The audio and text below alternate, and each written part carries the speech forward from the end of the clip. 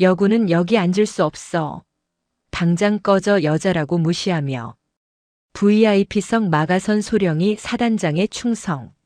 소리에 오줌 지리고 개처럼 끌려가서 똥물 튀는 참호 속을 기어다니며 진짜 군인으로 다시 태어나는 이야기입니다. 여러분들은 지금 어디에서 어떤 일을 하시면서 청취하고 계신가요? 각자 댓글로 남겨주시면 감사드리겠습니다. 영상 시청하시기 이전에 구독과 좋아요 부탁드립니다. 저희에게 큰 힘이 됩니다. 경기도 파주 문산읍. 임진강에서 불어오는 강바람은 12월의 칼날처럼 매서웠다.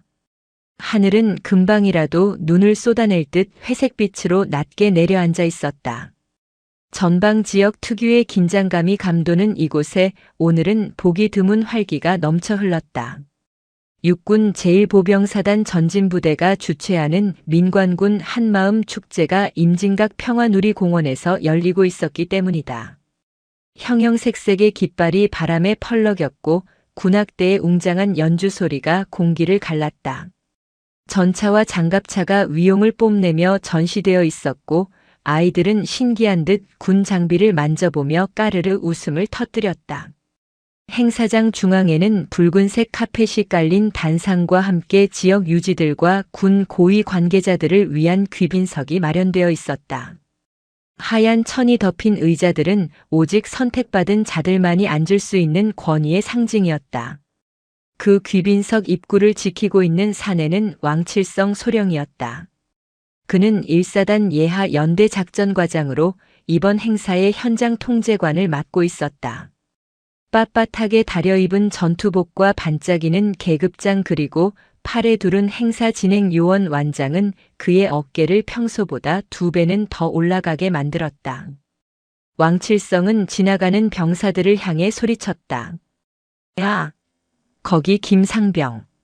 줄 똑바로 안 맞추나? 오늘 사단장님 오시고 시장님도 오신다.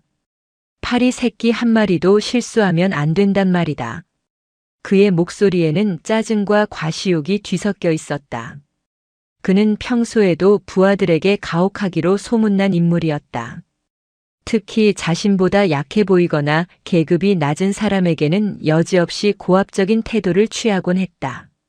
그는 손목시계를 힐끔거렸다. 곧 주요 인사들이 도착할 시간이었다. 그때였다. 인파를 헤치고 한 여성이 귀빈석 쪽으로 걸어오고 있었다. 그녀의 이름은 독고휘. 대한민국 육군 중장, 제1군단장. 군단 내의 모든 병력과 작전을 총괄하는 살아있는 전설이었다. 하지만 지금 그녀의 모습에서 별 3개의 위험을 찾아보기는 힘들었다.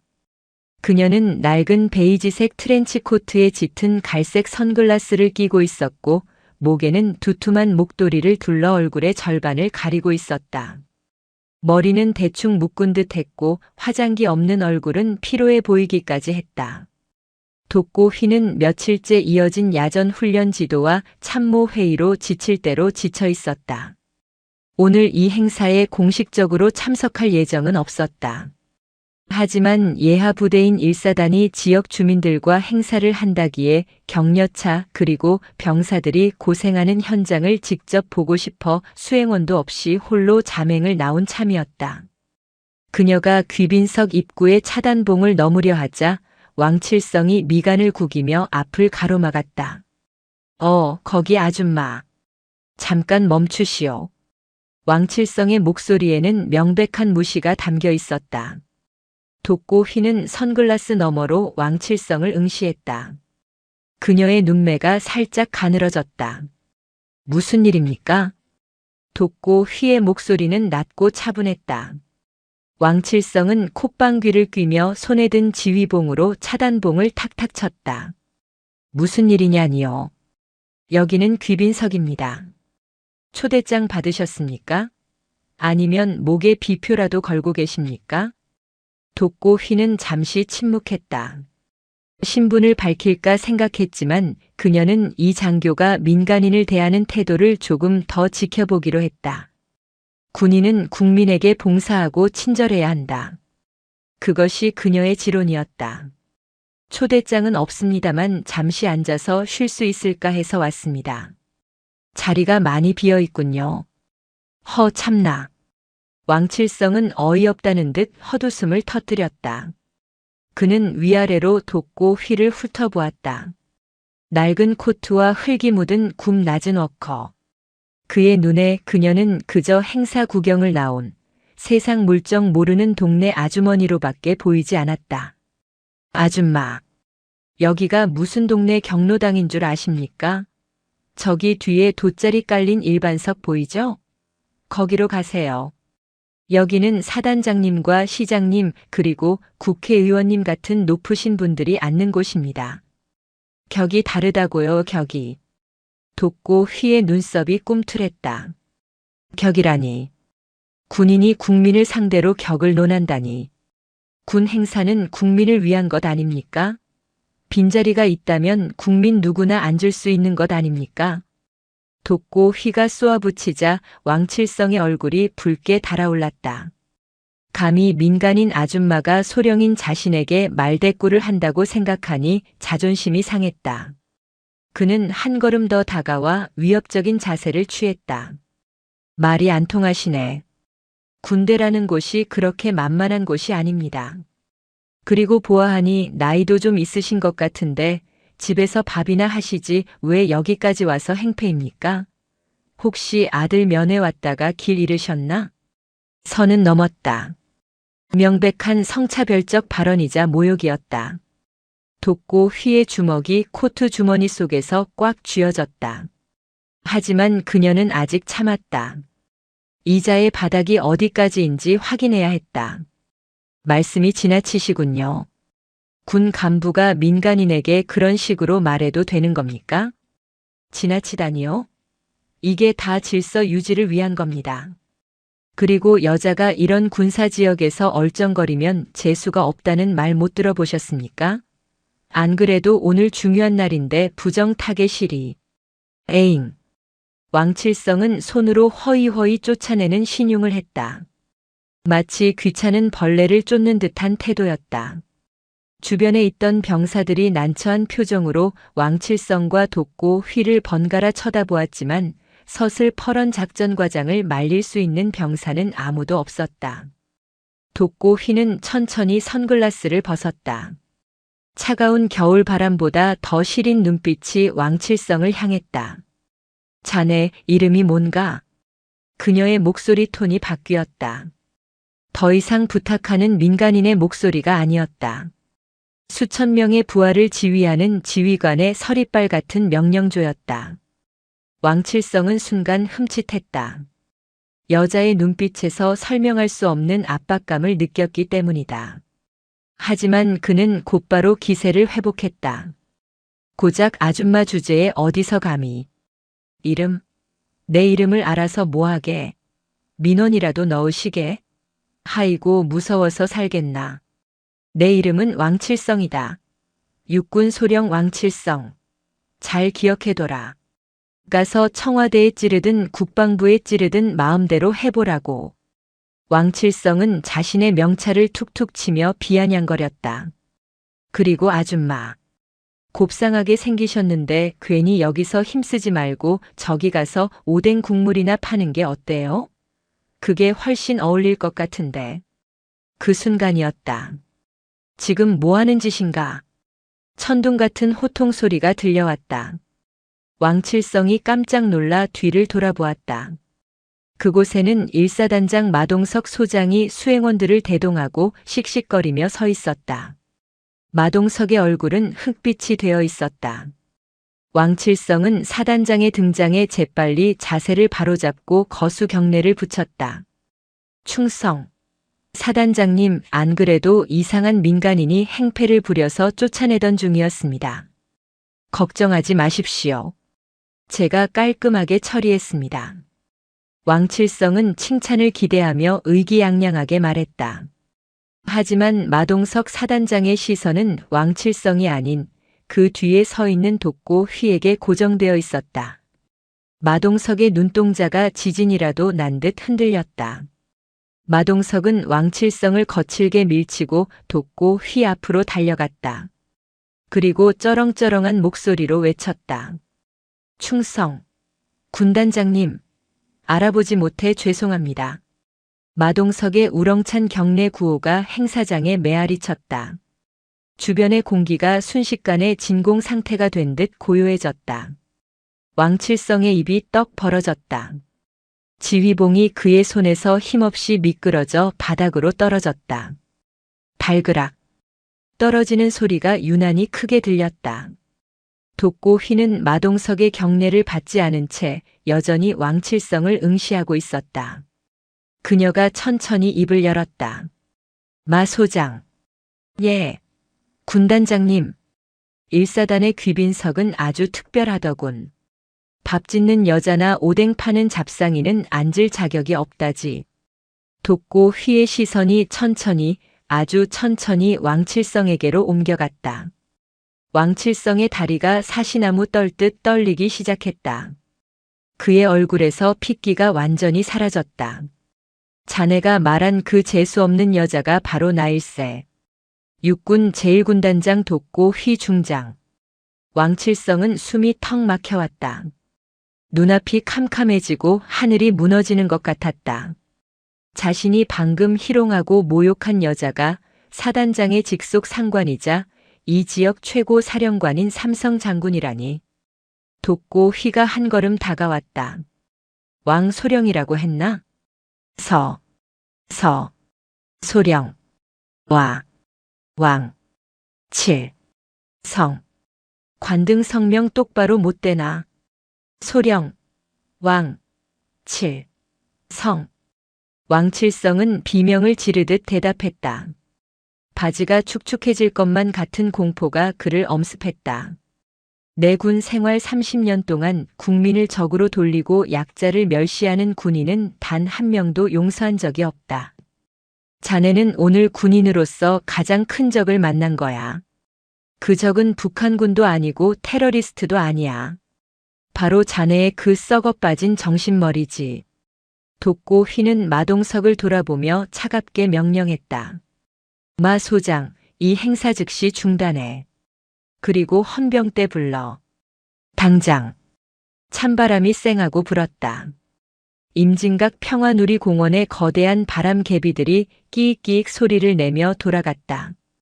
하지만 행사장 입구 귀빈석 주변은 시간 자체가 얼어붙은 듯 고요했다. 수백 명의 시선이 한 지점에 꽂혔다. 그곳에는 흑빛이 된 얼굴로 사시나무 떨듯 떨고 있는 왕칠성 소령과 그 앞에서 서리빨 같은 기세를 뿜어내는 돋고 휘 군단장이 있었다. 왕칠성의 뇌는 회로가 타버린 컴퓨터처럼 작동을 멈췄다. 눈앞의 여자가 3스타, 그것도 전군에서 가장 깐깐하기로 소문난 1군단장이라는 사실이 입력되지 않았다. 아니, 입력하고 싶지 않았다. 이것은 꿈이어야 했다. 아까까지만 해도 자신은 이 구역의 왕이었다. 지나가는 병사들에게 고함을 치고 민간인들을 줄 세우며 권력을 맛보고 있었다. 그런데 단 몇 분 만에 상황이 지옥으로 변했다. 마동석 사단장의 경례 자세는 흐트러짐이 없었다. 그의 이마에는 식은땀이 송골송골 맺혔다. 사단장이 꼼짝도 하지 않고 경례를 붙이고 있는데 일개 소령인 왕칠성이 멍하니 서 있다는 것은 군법으로 다스려도 할 말이 없는 하극상이었다. 마동석이 이를 악물고 낮은 목소리로 으르렁거렸다. 왕소령. 미쳤나?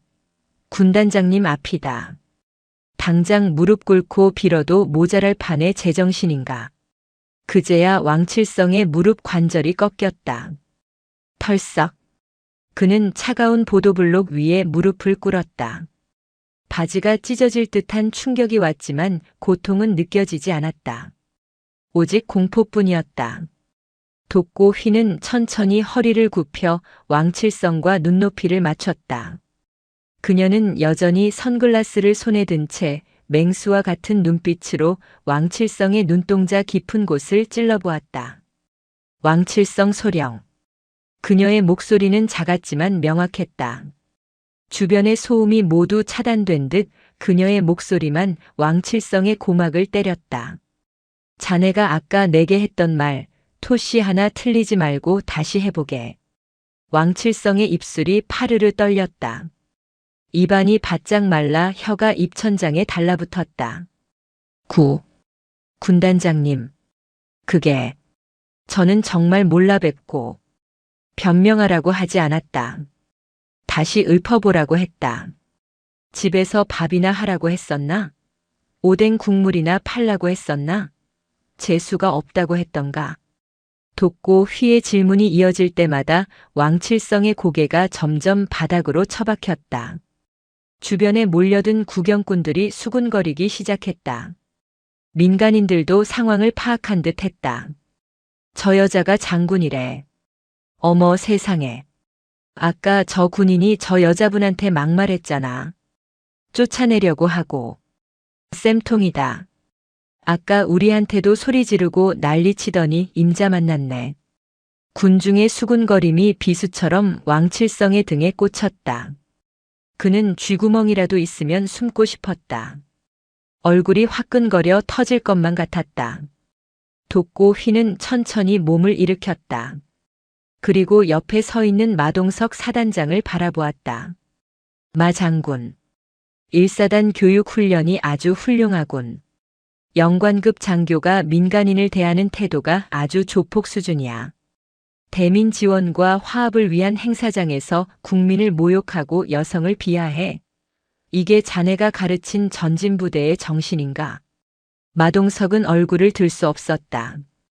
그는 부끄러움과 분노로 몸을 떨었다.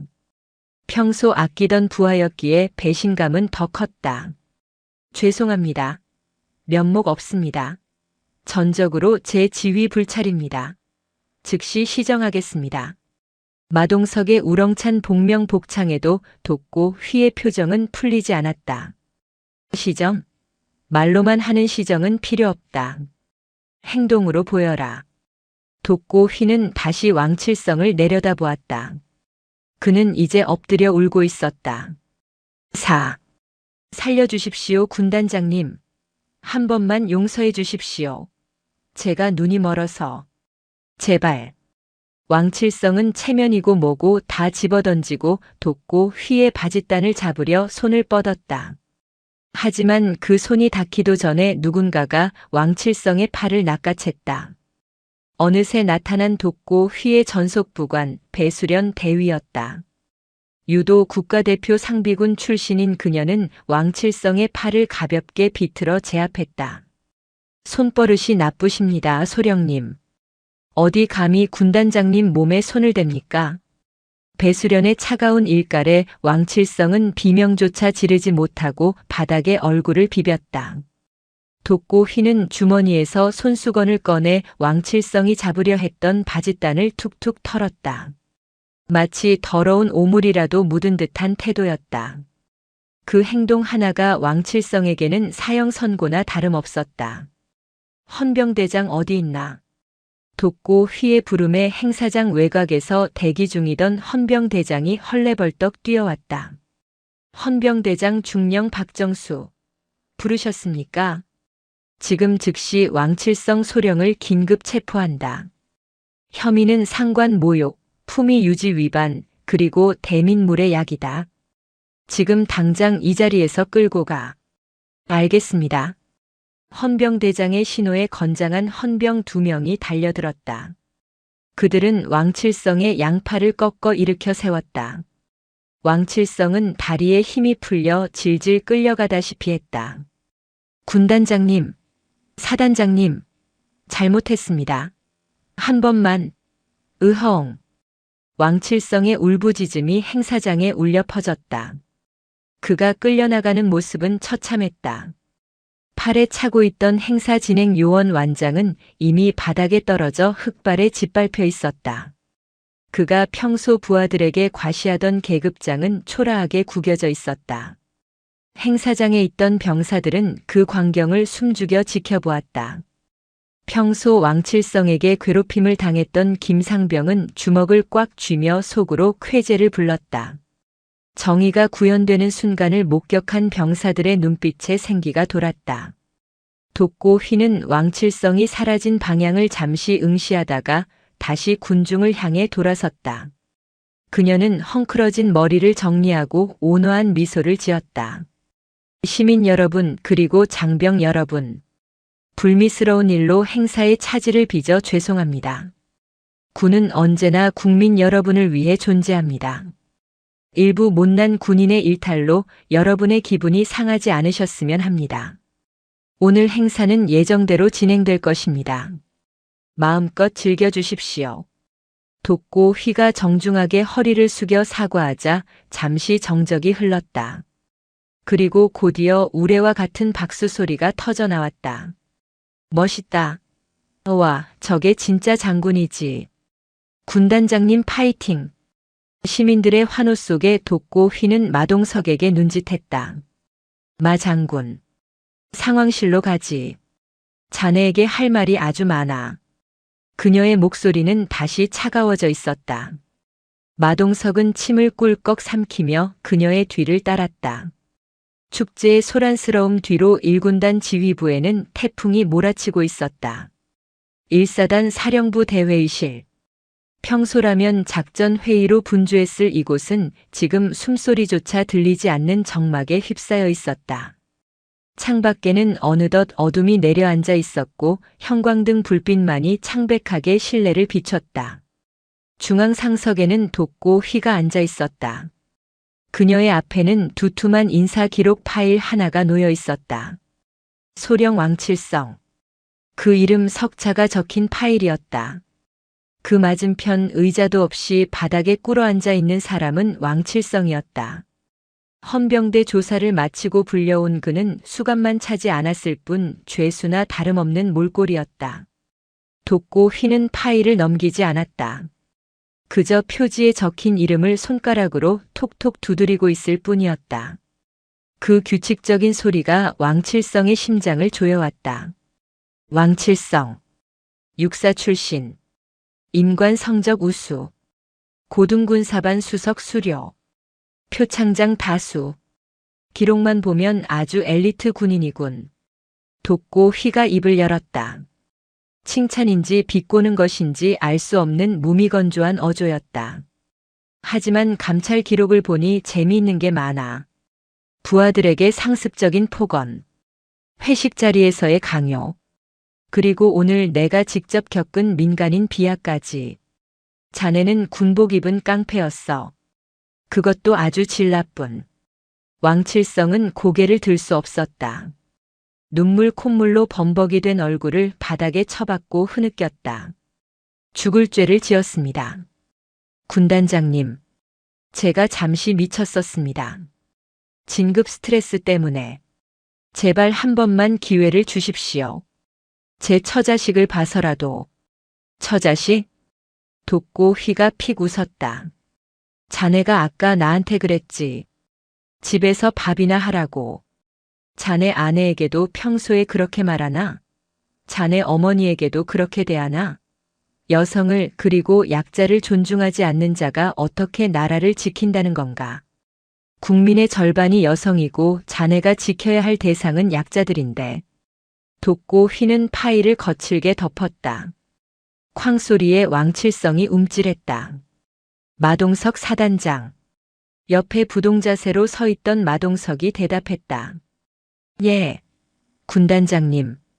이 시간부로 왕칠성 소령의 연대 작전과장 보직을 해임한다. 왕칠성의 눈이 휘둥그레졌다. 보직 해임. 그것은 군 생활의 사형 선고나 다름없었다. 더 이상 진급은 불가능하고 군복을 벗어야 할 수도 있다는 뜻이었다. 군단장님, 제발 보직 해임만은. 차라리 영창을 보내주십시오. 제가 평생 군에 바친 청춘이. 시끄럽다. 돋고 휘가 책상을 내리쳤다. 자네의 그 썩어 빠진 청춘 따위는 관심 없다. 내가 관심 있는 건 오직 우리 군의 명예와 병사들의 안위뿐이다. 돋고 휘는 자리에서 일어나 창가로 걸어갔다. 멀리 임진강 너머 북한 땅이 어렴풋이 보였다. 왕칠성. 자네에게 선택권을 주겠다.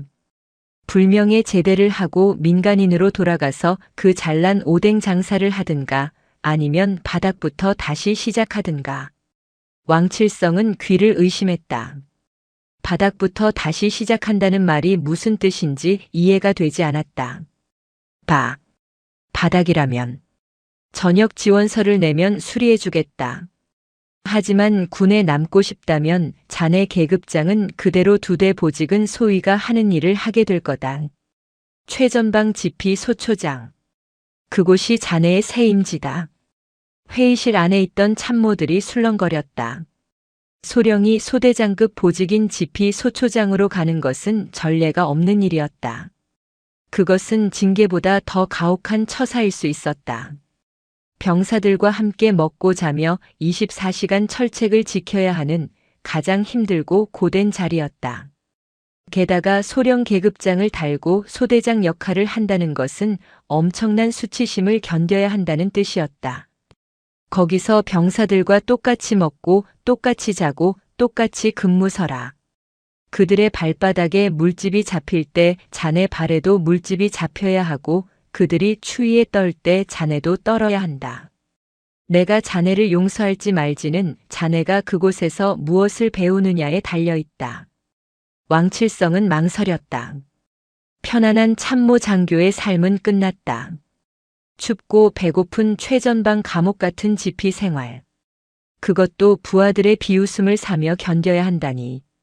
하지만 당장 불명예 전역을 당해 연금이 박탈되고 사회로 쫓겨나는 것보다는 나았다. 가겠습니다. 지피로 가겠습니다. 왕칠성이 기어들어가듯 대답했다. 돕고 휘가 뒤를 돌아보았다. 좋다. 마 사단장 즉시 인사명령 내고 내일 아침 바로 투입시켜. 그리고 왕 소령에게는 그 어떤 특혜도 제공하지 마라. 당번병도 붙이지 말고 독방도 주지 마. 병사들과 내무반을 같이 쓰게 해. 알겠습니다. 돕고 휘는 왕칠성 앞으로 다가와 그의 어깨에 손을 올렸다. 격려가 아닌 짓누르는 압력이었다. 왕칠성 소령. 명심해라. 이것은 자네에게 주는 마지막 기회다. 만약 그곳에서도 병사들을 하대하거나 임무를 소홀히 한다면 그때는 내 손으로 자네 계급장을 뜯어버리고 군사법정에 세울 것이다. 돕고 휘의 서늘한 경고가 비수가 되어 왕칠성의 가슴에 박혔다. 그는 바닥에 이마를 대고 흐느꼈다. 명심하겠습니다. 끌고 나가. 돕고 휘의 명령에 헌병들이 다시 왕칠성을 일으켜 세웠다. 그는 짐짝처럼 질질 끌려나갔다. 문이 닫히고 왕칠성의 울음소리가 멀어지자 돕고 휘는 긴 한숨을 내쉬며 의자에 주저앉았다. 배수련 대위가 다가와 따뜻한 녹차 한 잔을 내밀었다. 고생하셨습니다, 군단장님. 돕고 휘는 찻잔을 받아들고 씁쓸한 미소를 지었다. 고생은 무슨. 진짜 고생은 이제 저 친구가 하겠지. 부디 썩은 살을 도려내고 새 살이 돋기를 바랄 뿐이야. 그녀는 창밖의 어둠을 응시했다. 임진강의 바람소리가 창문을 덜컹거렸다. 다음 날 아침 왕칠성 소령은 자신의 짐을 꾸려 더블백을 맸다. 승용차 대신 덜컹거리는 60 트럭 뒷자리에 올랐다. 그의 행선지는 민간인 통제구역 북쪽, 지도에도 나오지 않는 최전방 지피였다. 트럭이 출발하자 흙먼지가 피어올랐다. 어제까지만 해도 화려한 축제의 주인공을 꿈꿨던 그는 이제 가장 낮은 곳으로 추락했다. 차가운 강바람이 트럭 짐칸으로 들이쳤다. 왕칠성은 옷깃을 여미며 몸을 웅크렸다. 그의 눈앞에는 끝없이 이어진 철책선만이 보였다. 진정한 참교육은 이제 막 시작되고 있었다. 파주 문산읍을 지나 민간인 통제선 안쪽으로 들어서는 순간 공기의 질감이 바뀌었다. 차창 밖으로 스쳐 지나가는 풍경에서 민가의 불빛은 완전히 사라졌다. 오직 칠흑 같은 어둠과 그 어둠을 가르는 군용 트럭의 헤드라이트 불빛만이 존재했다. 덜컹거리는 60 트럭 짐칸에서 왕칠성은 엉덩이가 으깨지는 듯한 고통을 느꼈다. 하지만 육체적 고통보다 더 참기 힘든 것은 정신적인 비참함이었다. 어제까지만 해도 난방 잘 되는 사무실에서 커피를 마시며 결제 서류에 사인이나 하던 그였다. 그런데 하루아침에 야전 상해 하나의 의지에 혹한의 추위와 싸워야 하는 신세가 되었다. 트럭은 포장도로를 벗어나 비포장 전술도로로 진입했다. 차체는 요동쳤고 왕칠성의 위장은 뒤집어질 듯 울렁거렸다. 도착했습니다. 하차하십시오. 운전병의 무뚝뚝한 목소리가 들렸다. 왕칠성은 비틀거리는 다리로 트럭에서 뛰어내렸다. 눈앞에 거대한 철책문이 가로막고 있었다. 통문이었다. 비무장지대 DMZ로 들어가는 입구. 이곳을 넘어가면 대한민국 주권이 미치지 않는 정전 협정 지역이다. 통문을 지키던 초병들이 왕칠성을 보며 경례를 붙였지만 그들의 눈빛에는 존경심 따위는 없었다. 이미 소문이 쫙 퍼진 모양이었다. 군단장에게 개기다가 유배온 또라이 소령. 그들의 눈빛은 마치 동물원 원숭이를 구경하는 듯 했다. 왕칠성 소령님이십니까? 안개 속에서 누군가 걸어 나왔다. 깡마른 체구에 날카로운 눈매를 가진 중이었다. 그는 1사단 수색대대 소속으로 현재 왕칠성이 갈 지피 최전방 감시초소의 소초장이었다. 이름은 최강수. 그는 왕칠성에게 건성으로 경례를 했다. 지피장 중이 최강수입니다. 오시느라 고생하셨습니다만 이제부터 진짜 고생 시작입니다. 최강수의 말투는 묘하게 뼈가 있었다. 왕칠성은 울컥했지만 지금은 화를 낼 처지가 아니었다. 짐은 제가 들겠습니다. 왕칠성 뒤에 서 있던 앳된 이등병이 그의 더블백을 잡으려 했다. 그때 최강수가 차갑게 제지했다. 김이병 나라. 여기는 자기 짐은 자기가 든다. 계급장 떼고 오신 분이 병사 부려먹으면 안 되지. 최강수는 왕칠성을 똑바로 쳐다보며 말했다. 소령님. 아니, 이제 전입 오신 작전 장교님이라고 불러야 하나. 우리 지피로 가는 길은 차가 못 들어갑니다. 저기 보이는 보급로 계단을 올라가야 합니다. 일명 천국의 계단이라고 부르는데 사실 지옥이랑 더 가깝죠. 왕칠성은 코웃음을 쳤다. 계단 따위가 대수인가 싶었다. 하지만 10분 후 그는 그 생각이 얼마나 오만한 것이었는지 깨달았다. 안개를 뚫고 끝없이 이어진 가파른 콘크리트 계단.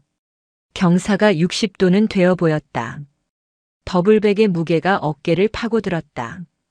100개를 올랐을 때 숨이 턱까지 차올랐다. 200개를 올랐을 때는 허벅지가 터질 것 같았다. 하지만 앞서가는 최강수 중위와 병사들은 다람쥐처럼 가볍게 올라가고 있었다. 헉.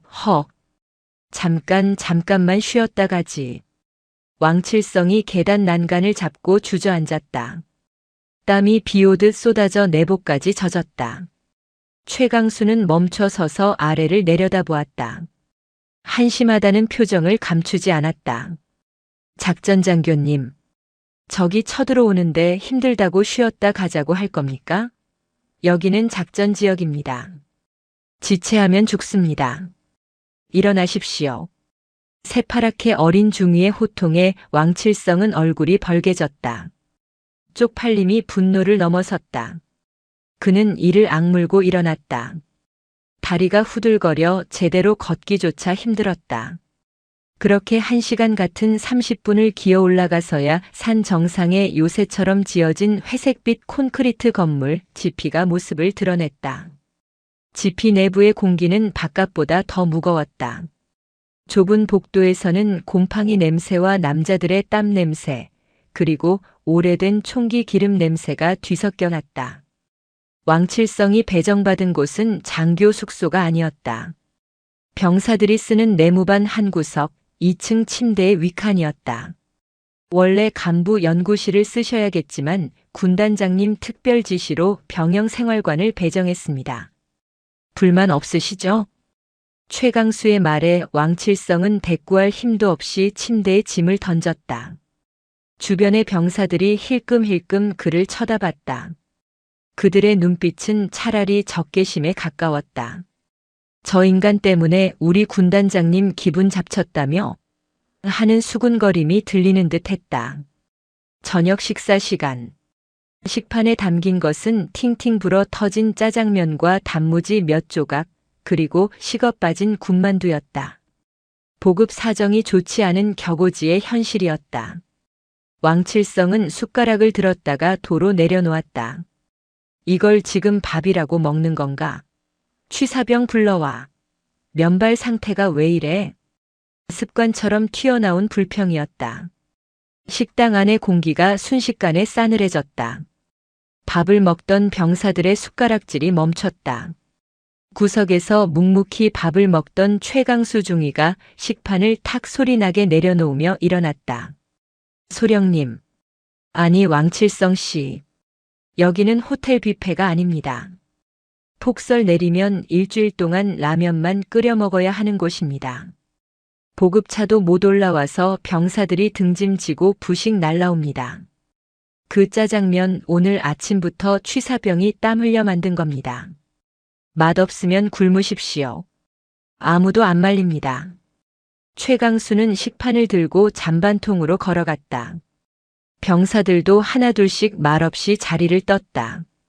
텅 빈 식당에 홀로 남겨진 왕칠성. 그는 부들부들 떨리는 손으로 숟가락을 다시 들었다.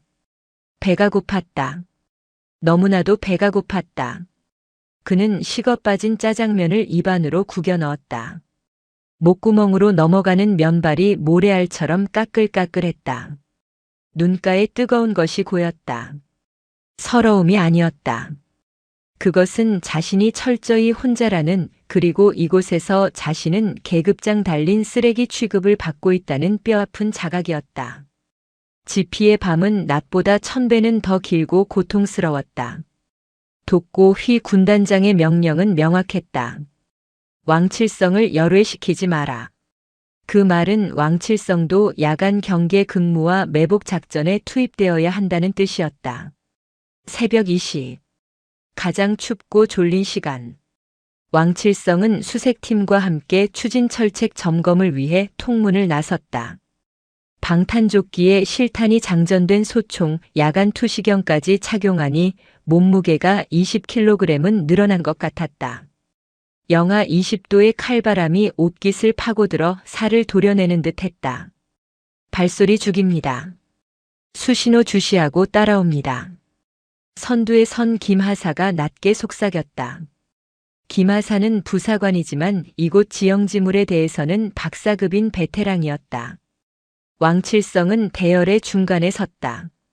칠흑 같은 어둠 속에서 야간 투시경의 녹색 화면에 의지해 걷는 것은 쉽지 않았다. 돌부리에 걸려 휘청거리기를 수십 번. 숨소리가 거칠어지자 앞서가던 김하사가 손을 들어 대열을 멈췄다. 작전과장님. 숨소리가 너무 큽니다. 여기는 사파리 관광 온 곳이 아닙니다. 북한군 지피가 바로 코앞입니다. 과장님 숨소리에 우리 팀원 전체 위치가 노출됩니다. 김하사의 목소리에는 짜증이 섞여 있었다. 왕칠성은 입을 틀어막았다. 심장이 터질 것 같았다. 내가 왜 이런 꼴을 당해야 해. 속으로 저주를 퍼부었지만 다리는 말을 듣지 않았다. 그때였다. 부스럭. 전방 50m 지점 수풀에서 소리가 났다. 수색팀 전원이 그 자리에 얼어붙었다. 김하사가 주먹을 쥐어 정지 수신호를 보냈다. 왕칠성은 공포에 질려 아무것도 보이지 않는 어둠을 응시했다. 야생동물인가? 아니면 식은땀이 등줄기를 타고 흘러내렸다. 손에 든 소총이 덜덜 떨렸다. 조정관을 단발로 놓아야 하는데 손가락이 굳어 움직이지 않았다. 그때 갑자기 수풀에서 검은 그림자가 튀어나왔다. 으악! 왕칠성은 비명을 지르며 방아쇠를 당길 뻔했다. 옆에 있던 김하사가 번개같이 왕칠성의 총구를 하늘로 쳐올렸다. 타탕! 총소리가 고요한 밤하늘을 찢었다. 왕칠성이 오발을 낸 것이었다. 튀어나온 것은 멧돼지였다. 놀란 멧돼지는 반대편으로 도망쳤고 총소리에 놀란 아군 지피와 인접 초소에서 사이렌이 울리고 조명탄이 터졌다. 적출현, 적출현, 전원 전투 배치. 무전기가 시끄럽게 울어댔다. 순식간에 전방 지역에 비상이 걸렸다.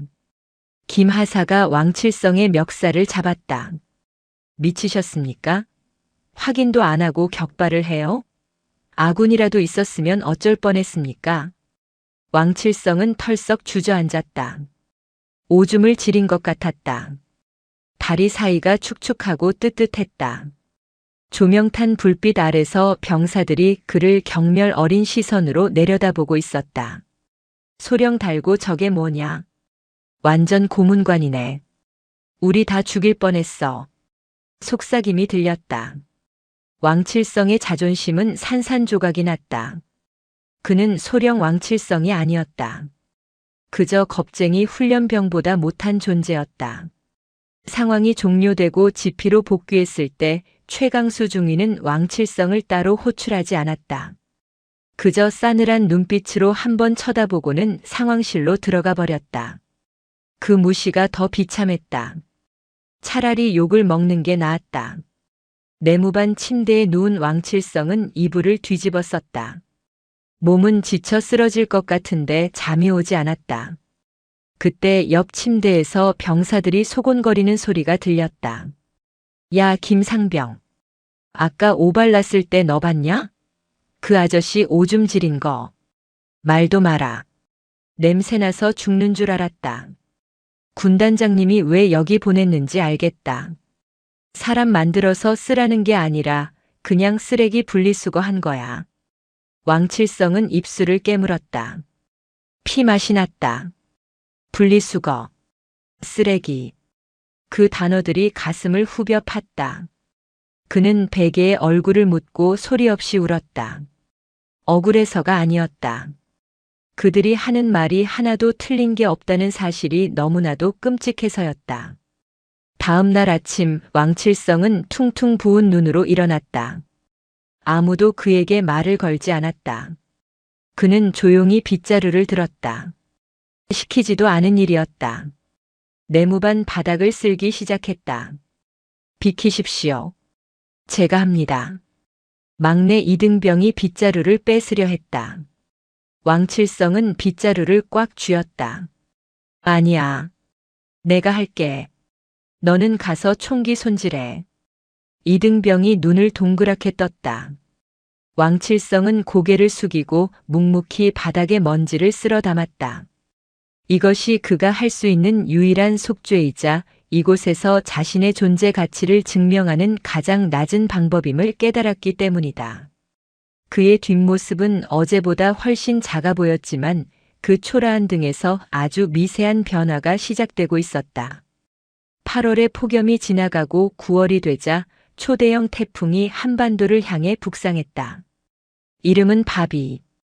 기상청은 역대급 강풍과 폭우를 예고했다. 지피가 위치한 산악지형은 태풍에 가장 취약한 곳이었다. 하늘에 구멍이라도 뚫린 듯 비가 쏟아졌다. 사흘 밤낮으로 퍼붓는 비에 지피 주변의 흙이 물러지기 시작했다. 소초장님, 3번 사로 축대가 무너질 것 같습니다. 배수로가 막혀서 물이 역류합니다. 상황실로 뛰어들어온 병사의 외침에 최강수 중위가 벌떡 일어났다. 전 병력 기상. 우에 착용하고 삽이랑 마대 챙겨서 집합. 3번 사로 사수한다. 왕칠성도 반사적으로 침대에서 튀어나갔다. 밖은 아수라장이었다. 빗소리가 너무 커서 바로 옆 사람의 말소리도 들리지 않을 지경이었다. 흙탕물이 폭포수처럼 쏟아져 내리고 있었다. 병사들이 달라붙어 모래주머니를 쌓았지만 불어난 물살을 막기에는 역부족이었다. 축대를 지지하던 옹벽에서 쩍쩍 갈라지는 소리가 났다. 적에 무너지면 지피 건물 일부가 토사에 휩쓸릴 수도 있는 위급한 상황이었다. 안 돼. 더 가져와. 모래주머니 더. 최강수가 소리쳤지만 병사들은 이미 지칠 대로 지쳐 있었다. 빗물과 진흙 범벅이 된 병사들의 움직임이 점점 느려졌다. 그때였다. 왕칠성이 흙탕물 속으로 뛰어들었다. 그는 병사들이 힘겹게 나르던 모래주머니 2개를 한 번에 어깨에 맸다. 비켜. 내가 간다. 왕칠성은 미친 듯이 달렸다. 진흙에 발이 푹푹 빠졌지만 멈추지 않았다. 그는 무너져가는 옹벽 틈새에 모래주머니를 쳐박았다. 야! 거기 멍하니 있지 말고 돌 가져와. 큰 돌. 왕칠성이 고함을 질렀다. 그의 목소리에는 과거의 거만함 대신 절박함이 담겨 있었다. 병사들이 멈칫하다가 왕칠성의 기세에 눌려 다시 움직이기 시작했다. 김상병, 너는 저쪽 배수로 파. 물길을 돌려야 해. 삽 줘봐. 왕칠성은 삽을 뺏어들어 미친 듯이 땅을 팠다. 그는 육사 시절 배운 축성학 지식을 떠올렸다. 무작정 막는 게 능사가 아니다. 물이 흘러갈 길을 터줘야 한다. 여기를 파야 해. 여기를 터야 수압이 낮아진다. 다들 여기 파. 왕칠성의 지휘는 정확했다. 그가 지목한 곳을 파내자 고여있던 흙탕물이 콸콸 빠져나가기 시작했다. 옹벽에 가해지던 압력이 눈에 띄게 줄어들었다. 하지만 위기는 끝이 아니었다. 상류에서 떠내려온 거대한 통나무와 잔해들이 배수로 입구를 막아버렸다. 다시 수위가 급격히 차올랐다.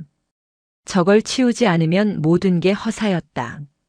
하지만 물살이 너무 거세어 아무도 들어갈 엄두를 내지 못했다. 제기랄.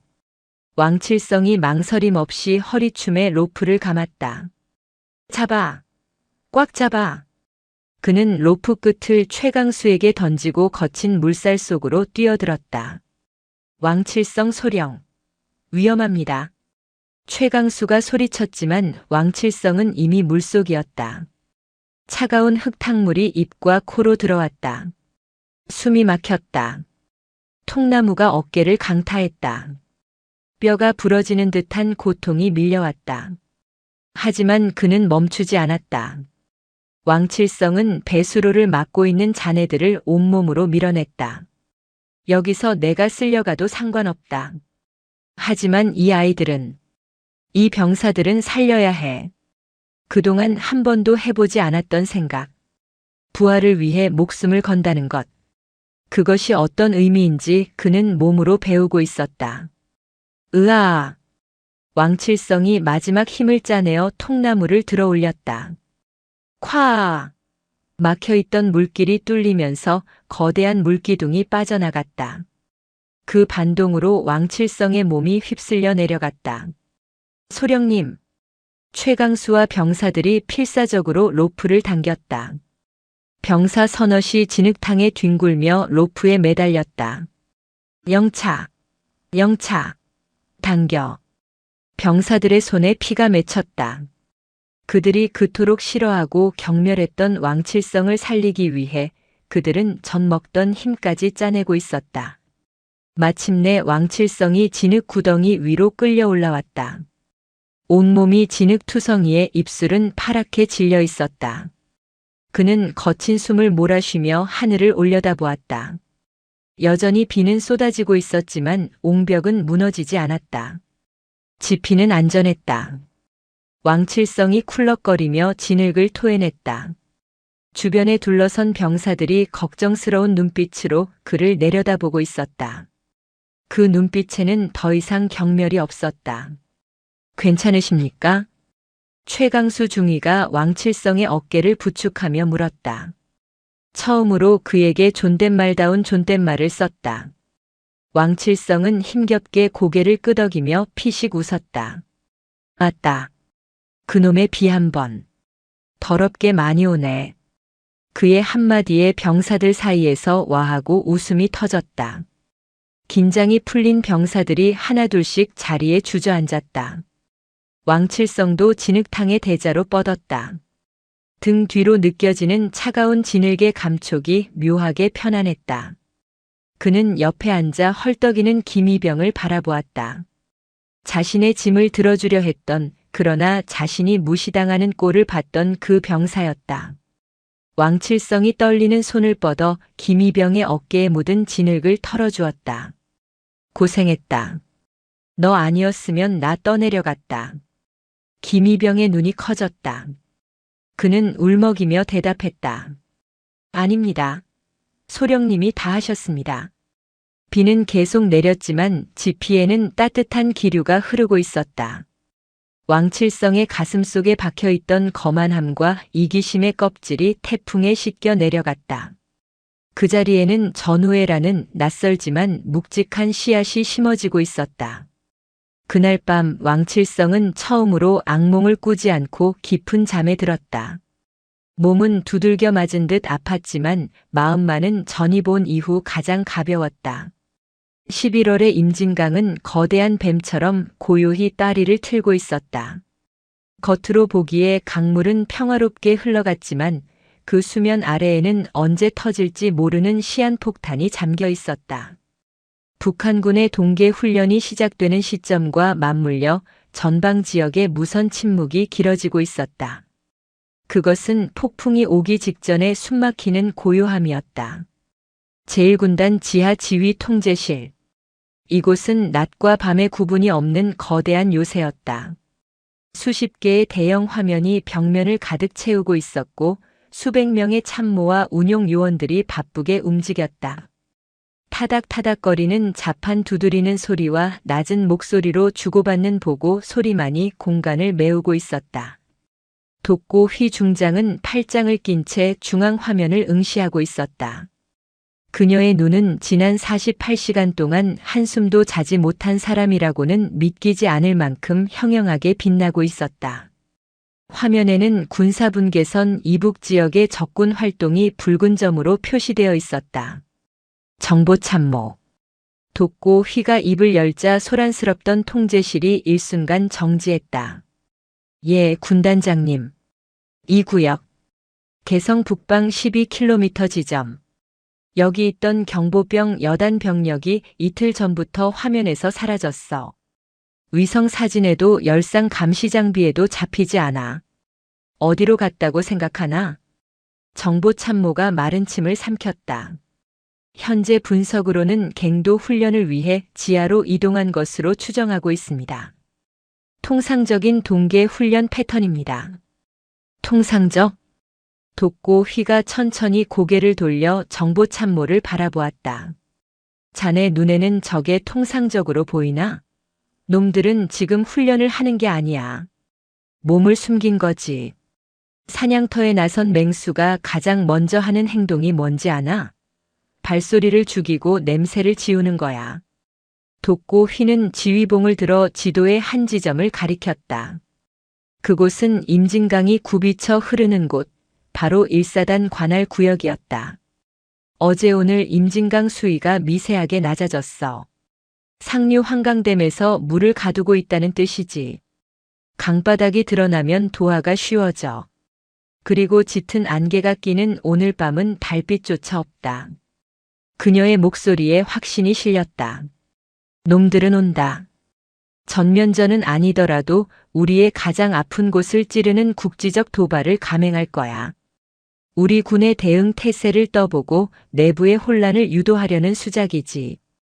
독고 휘는 즉시 마이크를 잡았다. 전 군단 산하부대에 알린다. 현 시간부로 진돗개 하나를 발령한다. 이것은 훈련이 아니다. 실제 상황이다. 전 장병은 즉각 완전 군장을 착용하고 전투 위치에 진입하라. 비상벨 소리가 지휘소를 뒤흔들었다. 붉은 경광등이 미친 듯이 돌아가기 시작했다. 독고 휘는 1사단장 마동석을 호출했다. 마 장군. 자네 구역 중 가장 취약한 곳이 어디지?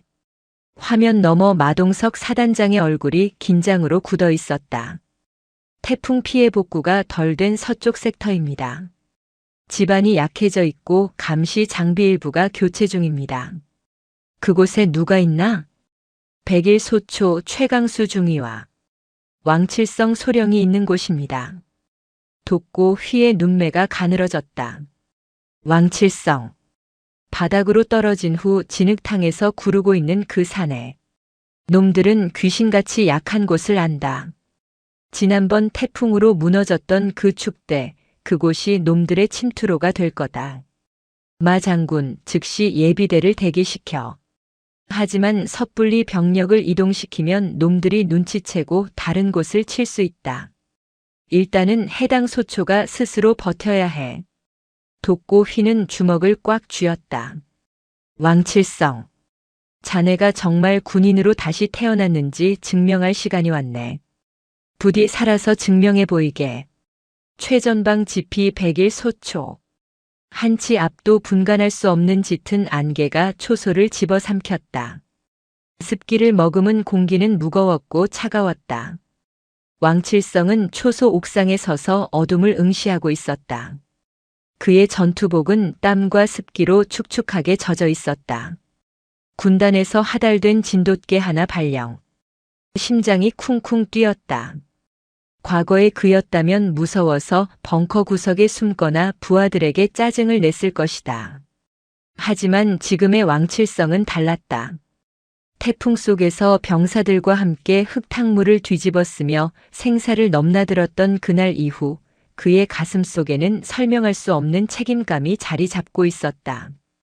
소령님, 커피 드십시오. 최강수 중위가 종이컵을 건넸다. 왕칠성은 떨리는 손으로 컵을 받아들었다. 고맙네. 상황은 어떤가? 열상 감시 장비도 먹통입니다.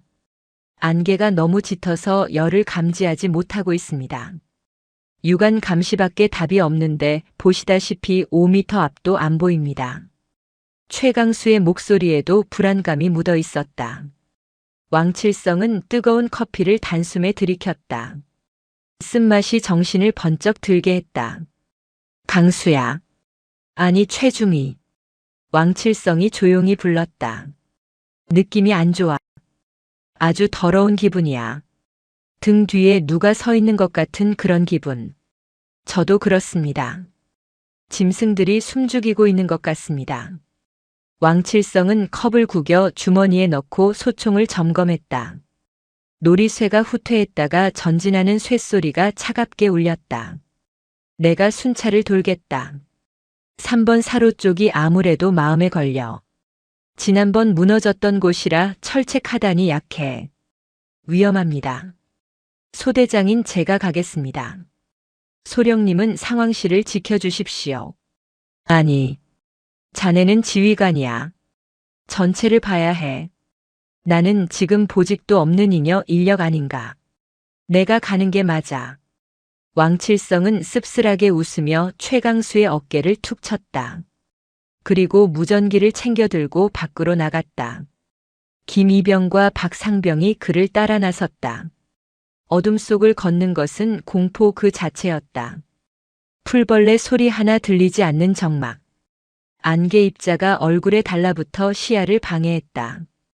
왕칠성은 온몸의 감각을 곤두세웠다. 3번 사로에 도착했을 때였다.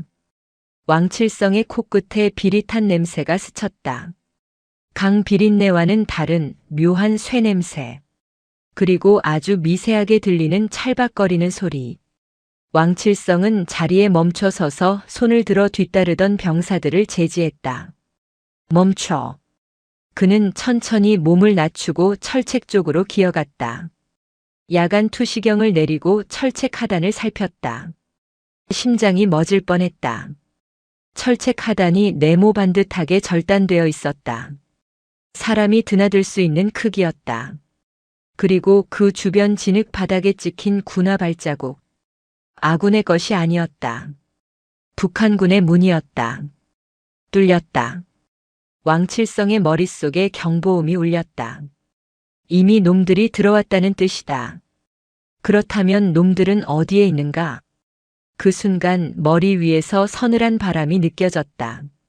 엎드려. 왕칠성이 고함을 지르며 뒤에 있던 김이병을 덮쳤다. 동시에 슉 하는 소리와 함께 무언가가 그들이 서 있던 자리를 스치고 지나가 땅에 박혔다. 단검이었다. 적이다. 적 침투. 왕칠성은 목이 터져라 외치며 방아쇠를 당겼다. 타다당. 총구에서 불을 뿜으며 총성이 정적을 깼다. 어둠 속에서 검은 그림자 서넛이 튀어나왔다. 그들은 유령처럼 빨랐다. 총알을 피해 지그재그로 움직이며 순식간에 거리를 좁혀왔다. 쏘라고. 박상병이 당황하여 허공에 대고 총을 난사했다. 적군 하나가 박상병을 향해 도약했다. 안 돼. 왕칠성은 생각할 겨를도 없이 몸을 날려 적군을 들이받았다. 두 사람은 진흙탕에 뒤엉켜 굴렀다. 적군의 손에서 번뜩이는 대검이 왕칠성의 목을 노리고 들어왔다. 왕칠성은 두 손으로 적의 팔목을 잡고 버텼다. 힘이 장사였다. 칼끝이 점점 눈동자 앞으로 다가왔다. 에이, 개자식들아. 왕칠성은 이를 악물고 박치기를 했다. 퍽 소리와 함께 적군의 코에서 피가 터졌다. 그 틈을 타 왕칠성은 적을 밀쳐내고 소총을 집어들었다. 탕! 단발의 총성이 울리고 적군이 쓰러졌다. 이것이 시작이었다. 사방에서 총소리가 들려오기 시작했다. 놈들은 소수 침투조가 아니었다. 3번 사로를 통해 본대가 밀고 들어오고 있었다. 여기는 백후하나. 적 특수부대와 교전 중. 현재 3번 사로 돌파당함. 지원 바란다. 반복한다. 지원 바란다. 왕칠성은 무전기에 대고 고함을 질렀다. 주변은 아비규환이었다. 수류탄이 터지며 흙기둥이 솟구쳤고 예광탄이 안개를 뚫고 붉은 선을 그었다. 지피 건물은 이미 집중 사격을 받고 있었다. 최강수 중위가 이끄는 소대원들이 건물 옥상과 창문에서 필사적으로 응사하고 있었지만 적의 화력이 만만치 않았다. 놈들은 RPG 로켓포까지 들고 왔다. 쾅! 굉음과 함께 지피 외벽 일부가 무너져 내렸다. 파편이 튀고 병사들의 비명이 들렸다. 왕칠성은 김이병과 박상병을 데리고 엄폐물 뒤에 숨어 있었다. 그들은 적의 침투 경로 한가운데 고립되어 있었다. 소령님, 저 무서워요. 다리가 안 움직여요. 김이병이 울먹이며 총을 놓치고 말았다. 그의 얼굴은 공포로 하얗게 질려 있었다. 왕칠성은 김이병의 뺨을 거칠게 때렸다. 정신 차려. 여기서 정신 놓으면 죽어. 내가 죽으면 내 엄마는 누가 지켜. 총 잡아. 왕칠성의 눈은 광기로 번들거렸다. 그는 더 이상 비겁한 장교가 아니었다. 그는 자신의 새끼들을 지키려는 어미 늑대였다. 잘 들어. 놈들은 지금 지피 본관을 노리고 있어. 우리가 여기서 놈들의 옆구리를 쳐야 해. 그래야 안에 있는 동료들이 산다. 하지만 우린 3명뿐입니다. 3명이면 충분해. 내가 놈들의 시선을 끌 테니 너희들은 저기 바위 뒤로 돌아가서 십자포화를 퍼부어. 알겠나? 왕칠성은 대답도 듣지 않고 뛰쳐나갔다. 그는 적들이 몰려오는 방향을 향해 수류탄을 던지고 총을 난사했다. 이쪽이다. 이 빨갱이 새끼들아. 나 왕칠성이다. 왕칠성의 도발에 적군의 화망이 그에게 집중되었다.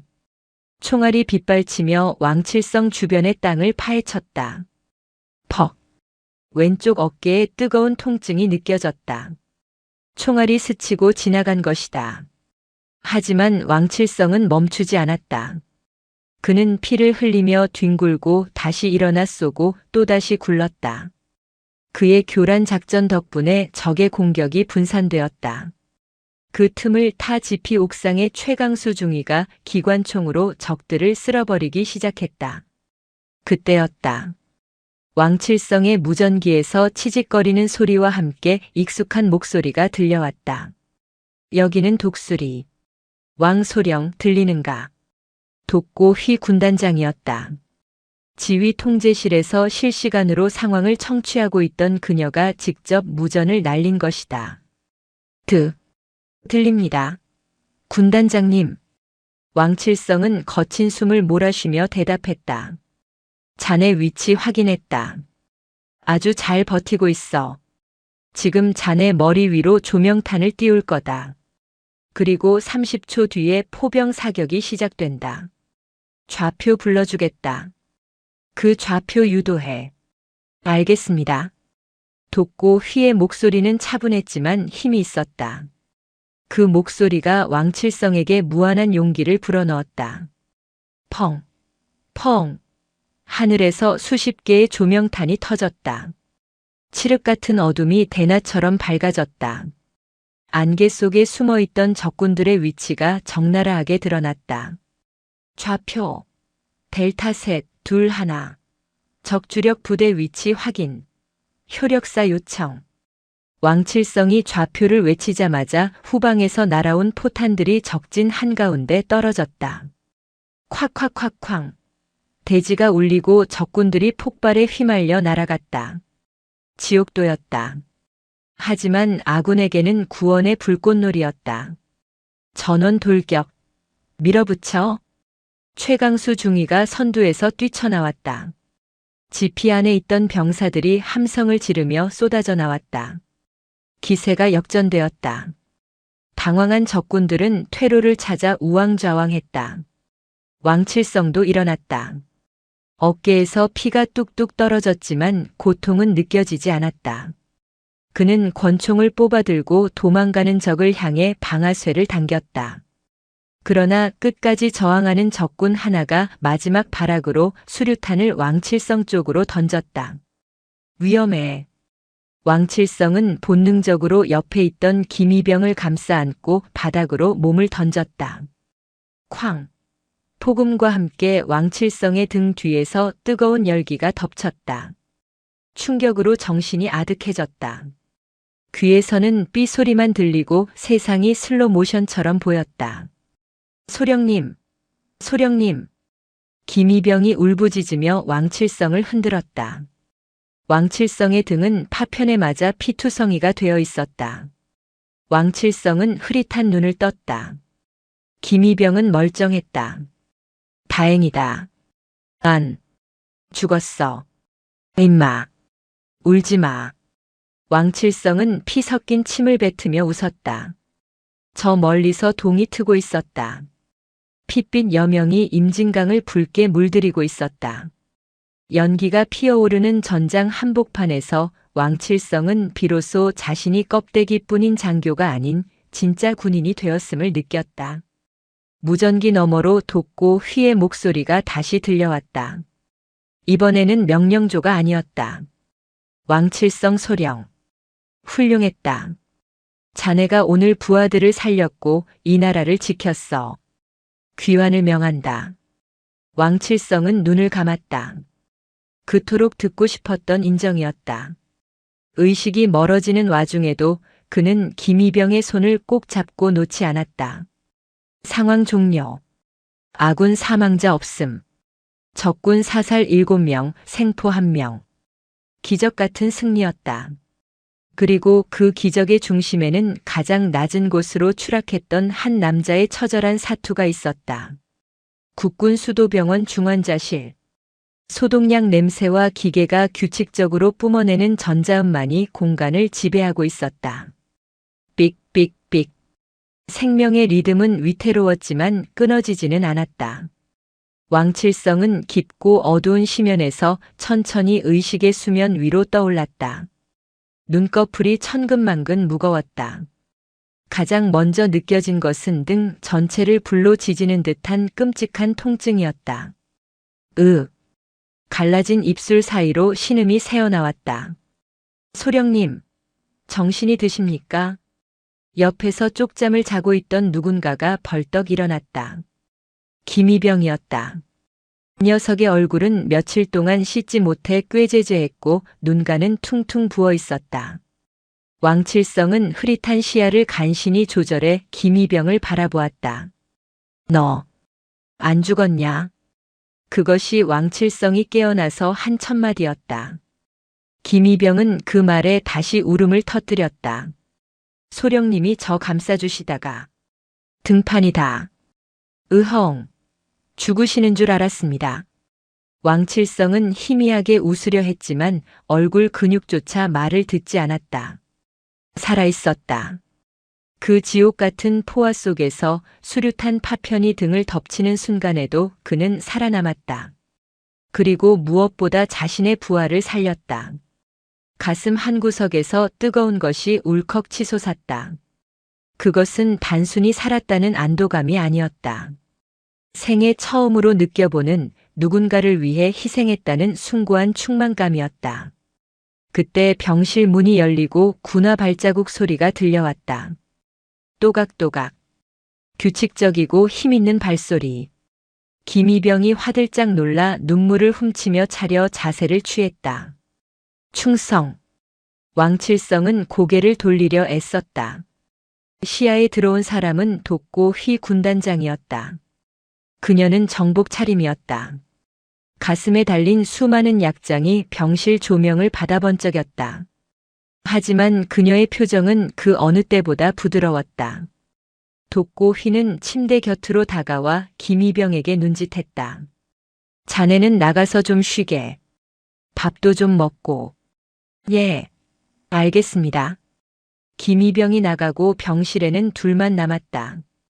정적이 흘렀다. 왕칠성은 몸을 일으키려 했다. 상관이 왔는데 누워있을 수는 없었다. 움직이지 마. 명령이다. 독고 휘가 짧게 제지했다. 그녀는 의자를 끌어당겨 왕칠성의 눈높이에 맞춰 앉았다. 등에 파편이 13개나 박혔더군.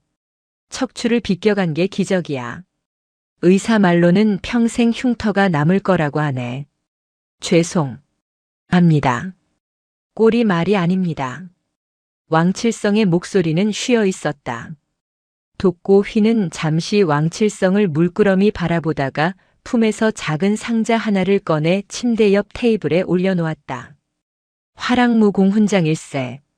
국방부 장관 결재가 떨어졌어.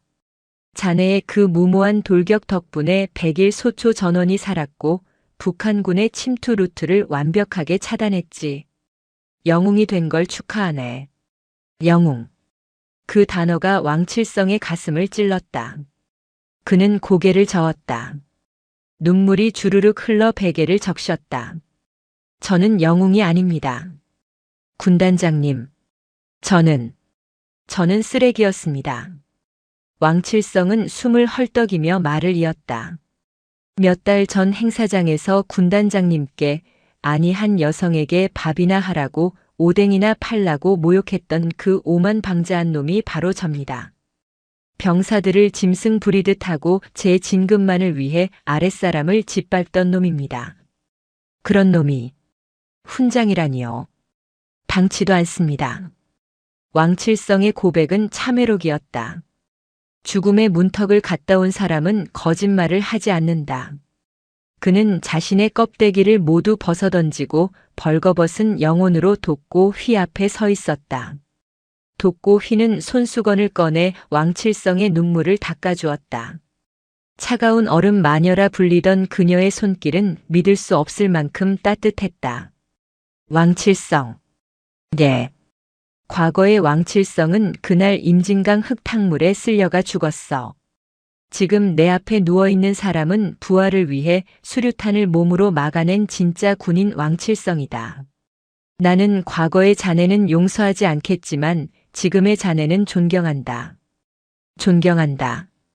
쓰리스타 군단장이 일개 소령에게 존경한다고 말했다. 왕칠성은 소리내어 오열했다.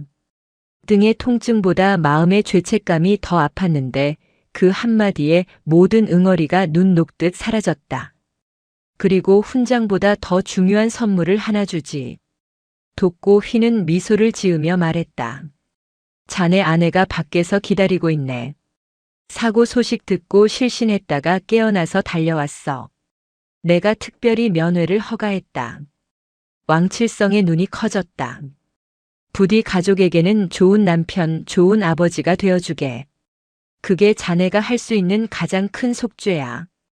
돕고 휘가 자리에서 일어났다. 그녀는 거수 경례를 하지 못하는 왕칠성을 대신해 먼저 그에게 절도 있는 거수 경례를 올렸다. 빠른 쾌유를 빈다. 의상. 돕고 휘가 나가고 곧이어 문이 벌컥 열렸다. 왕칠성의 아내가 눈물범벅이 된 얼굴로 뛰어들어왔다. 여보, 칠성씨. 아내는 붕대 감긴 왕칠성의 몸을 보고 차마 앉지도 못하고 발을 동동 구르며 울었다. 왕칠성은 성한 한쪽 팔을 들어 아내의 손을 꼭 잡았다. 미안해. 내가 미안해. 이제 안 그럴게. 정말 좋은 남편 될게. 왕칠성은 아내의 손등에 얼굴을 묻고 다짐했다. 다시 태어난 삶, 이제는 정말 사람답게 살겠노라고. 병실 창밖으로 눈부신 햇살이 쏟아져 들어오고 있었다. 계절이 2번 바뀌었다. 왕칠성은 퇴원 후 재활 훈련을 마치고 부대로 복귀했다. 그의 등에는 지렁이 같은 흉측한 흉터들이 남았지만 그는 그것을 부끄러워하지 않았다. 오히려 그 흉터는 그에게 새로운 계급장보다 더 큰 권위를 부여했다. 그는 1사단 신병교육대대장으로 보직을 받았다. 중령 진급 예정자로서 꽤 중요한 자리였다. 하지만 왕칠성의 관심은 진급이 아니었다. 그는 군내에 뿌리 깊게 박힌 악습과 부조리를 뜯어 고치는데 모든 에너지를 쏟았다. 어느 날 오후 장교 식당. 점심 식사 시간이라 많은 간부들이 모여 있었다. 구석 테이블에서 고성이 오갔다. 야, 김소희, 너 군대가 장난이야? 여자가 체력이 약하면 군대를 오지 말았어야지. 행군 나고자가 너희 소대에서 제일 많이 나왔다며? 인접 연대에서 온 박중령이 새파랗게 젊은 여성 소위를 세워두고 갈구고 있었다. 김소희는 고개를 숙인 채 입술만 깨물고 있었다. 박중령은 왕칠성의 과거 모습과 판박이었다. 강자에게 약하고 약자에게 강한 전형적인 꼰대. 식당 안의 분위기가 싸늘해졌다. 아무도 나서지 못했다.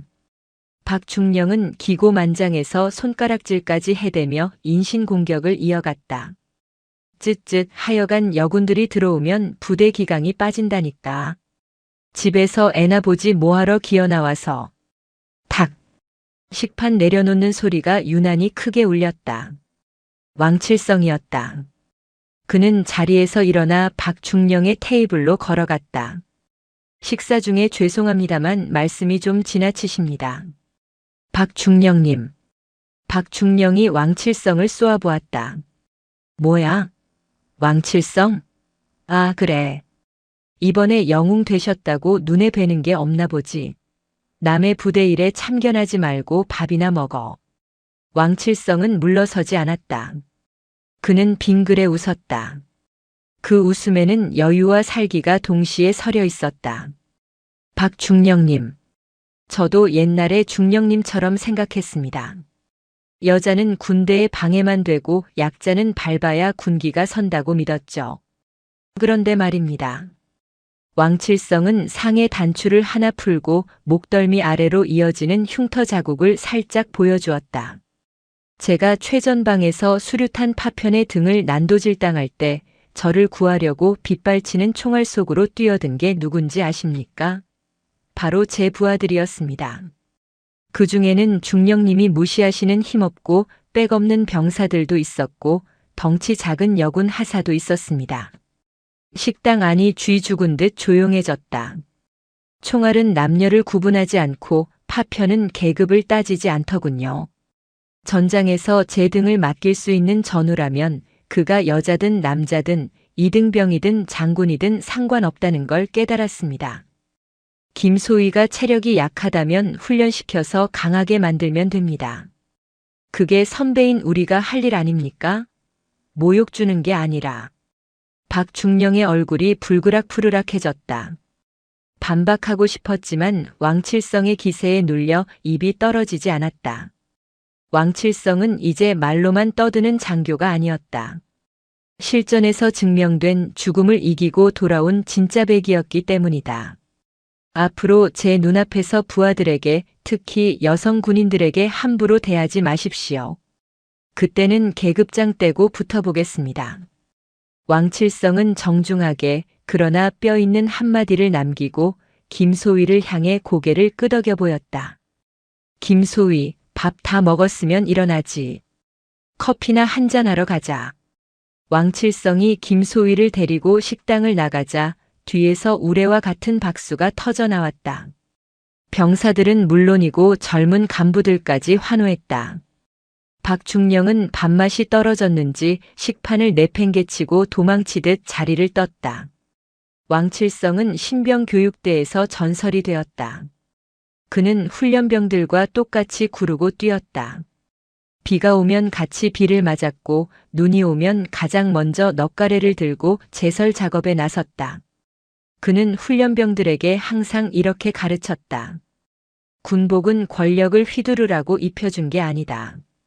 국민을 지키고 약자를 보호하라고 빌려준 수의다. 언제든 이 옷 입고 죽을 각오가 된 자만이 진짜 군인이다. 왕칠성의 변화는 일사단 전체로 퍼져나갔다.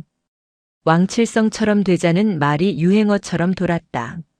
한 사람의 개과천선이 부대 전체의 문화를 바꾸고 있었다. 그는 더 이상 혐오의 대상이 아닌 존경과 동경의 대상이었다. 1년 후, 다시 겨울이 찾아왔다. 임진각 평화누리공원에는 차가운 강바람이 불었지만 그 바람마저 상쾌하게 느껴질 만큼 하늘은 맑고 푸르렀다. 오늘은 1년 전 그날처럼 민관군 화합대축제가 열리는 날이었다. 하지만 풍경은 1년 전과 완전히 달랐다. 행사장 중앙에는 그 어떤 차단봉도 붉은 카펫이 깔린 귀빈석이라는 팻말도 없었다. 하얀 천이 덮인 의자들은 그대로였지만 그곳에는 파주시장이나 국회의원 대신 지팡이를 짚은 참전용사 할아버지, 아이를 업은 젊은 엄마, 휴가 나온 병사 가족들이 자유롭게 앉아 있었다. 행사 통제관은 이번에도 왕칠성 중령진이었다. 그의 가슴에는 화랑무 공훈장이 빛나고 있었고 어깨에는 중령 계급장이 달려 있었다. 하지만 그의 태도는 180도 달랐다. 그는 뒷짐을 지고 호통을 치는 대신 행사장을 바쁘게 뛰어다니며 시민들의 불편사항을 체크했다. 어르신, 춥지 않으십니까? 여기 핫팩 좀 가져다 드려라. 아이고, 꼬마야. 탱크가 신기하니? 아저씨가 태워줄까? 왕칠성은 아이를 번쩍 안아 전차 위에 올려주며 활짝 웃었다. 그의 얼굴은 햇볕에 그을려 까맸지만 건강한 활력이 넘쳤다. 그때 행사장 입구 쪽이 술렁거렸다. 검은 세단 한 대가 멈춰 서고 누군가가 내렸다. 수행원도 없이 홀로 하지만 그 존재감만으로 좌중을 압도하는 인물. 독고휘 대장이었다. 그녀는 지난달 대장으로 진급하여 제1야 전군 사령관으로 영전했다. 대한민국 육군 역사상 최초의 여성 사성 장군. 살아있는 신화가 된 그녀가 옛 부하들을 격려하기 위해 깜짝 방문한 것이다. 독고휘는 작년과 달리 군복을 입고 있었다. 별 4개가 박힌 성판이 달린 정모를 쓰고 긴 코트를 휘날리며 걸어오는 그녀의 모습은 철의 여제라는 별명 그 자체였다. 시민들이 길을 터주며 환호성을 질렀다. 와, 독고휘 대장님이다. 진짜 멋있다. 왕칠성은 독고휘를 발견하고 하던 일을 멈췄다. 심장이 두근거렸다. 1년 전 바로 이 자리에서 그녀를 쫓아내려 했던 부끄러운 기억이 스쳐 지나갔다. 하지만 지금은 달랐다. 그는 당당하게 그녀를 마주할 수 있었다. 독고휘가 왕칠성 앞으로 다가왔다. 그녀는 주변을 둘러보았다.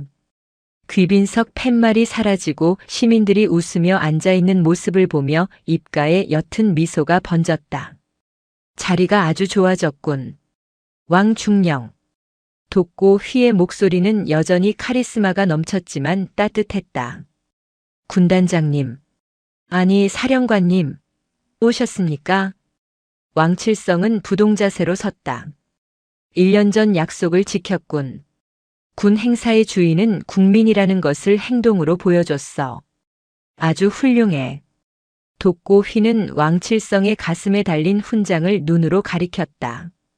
그리고 그 훈장도 이제는 제 주인을 찾은 것 같군.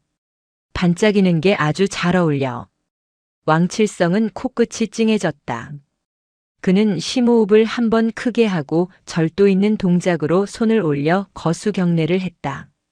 충성, 중령 왕칠성, 사령관님의 방문을 진심으로 환영합니다. 그의 경례는 완벽했다. 손끝은 칼같이 눈썹 끝에 맞춰져 있었고 눈빛은 흔들림이 없었으며 목소리에는 힘이 넘쳤다. 1년 전 건성으로 하던 경례와는 차원이 달랐다. 돋고 휘도 진지한 표정으로 마주 경례를 했다. 충성. 두 군인의 경례는 오랫동안 이어졌다. 주변에 있던 시민들과 병사들이 숨죽여 그 장면을 지켜보았다. 한때는 최악의 악연이었던 두 사람이 이제는 서로를 진정으로 인정하는 전우로서 마주 서 있는 모습은 그 어떤 영화보다 감동적이었다. 어디선가 군악대의 행진곡이 울려 퍼지기 시작했다. 임진강에서 불어오는 바람이 두 사람의 옷자락을 흔들었다. 자, 이제 축제를 즐겨보자고. 나한테도 오뎅 국물 한 그릇 줄 건가? 왕중령.